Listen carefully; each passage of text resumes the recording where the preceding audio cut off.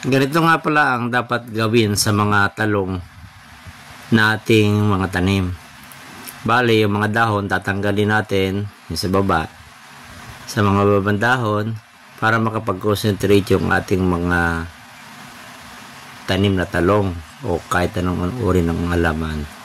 Tapos doon sa gitna ay meron niyang parang yung pinakang deposito ng pinakang fertilizer. Bali, magtutusok ko lang ng isang sa gitna ng isang bote ng sito.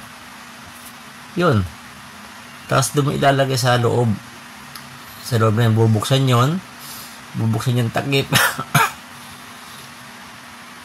Tapos doon natin ilalagay yung ating mga yung pinaggupitan ng ating mga dahon. Yung goods na yon. Tapos siyempre pwede tayo maglalagay natin ng tubig doon sa doon sa loob para yung pinakang niya self-watering na rin siya.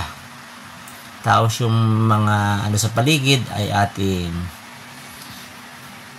gagalaw-galawin para makahinga yung mga ugat. Diba?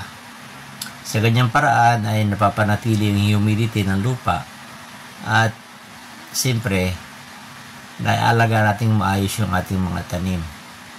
O kaya sa mga tanim niyo, gayahin niyo to sapagkat ito ay napakagandang paraan ng pagtatanim.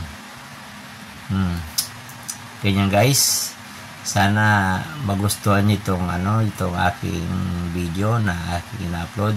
At kung hindi pa kayo nakasubscribe ay mangyari mag-subscribe kayo para sa mga susunod na video ay inyong mapanood at sa mga patuloy ko pang gagawing video ay inyong masubaybayan ang aking video.